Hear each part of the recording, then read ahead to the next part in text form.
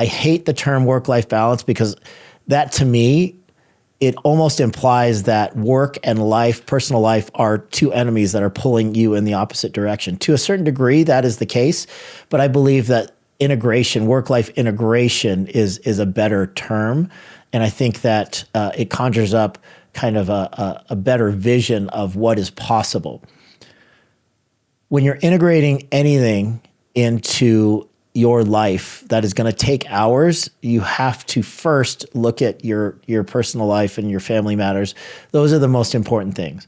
So there are a certain number of non-negotiables and discussions that have to happen with your primary partner, your significant other, your family. Certain things have to show up as non-negotiables on the schedule. You have to make sure that you are living up to all of those roles and responsibilities first and foremost, and then slide other things, other responsibilities into that already packed schedule. And if you're unable to do that without everything falling apart and you're working with a house of cards, then you're not ready to do this yet. And like I say all the time, there are seasons to our careers.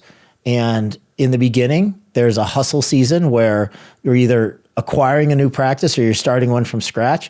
That's going to require 12 to 15 hour days. I'm just being honest. It's going to require that for 12 to 18 months without fail. So those conversations and those non-negotiables have to happen prior to that season of hustle.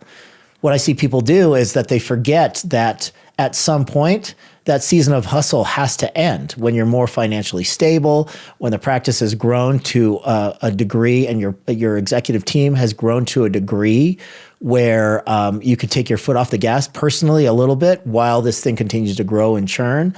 That is the second season. But what I see a lot of people do is they never take their foot off the gas. They never leave hustle season. And then they try to add certain other things. Like I am redlining when it comes to my clinical time. I'm redlining as far as, my ability to manage my practice effectively.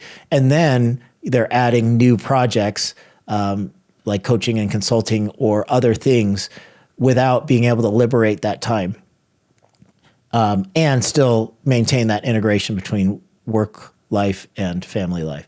So I would say that when you are in the right season and you are able to liberate CEO time, and that CEO time now has diminished in the amount of time and effort because of your executive team and your ability to delegate and your ability to systemize to the degree where things are running very, very smoothly without your constant attention.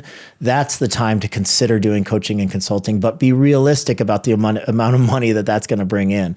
If you remove 10 hours from your clinical schedule and allocate that towards coaching, 10 hours of coaching in the beginning is never going to equate to 10 hours of clinical dentistry. Just be realistic about that.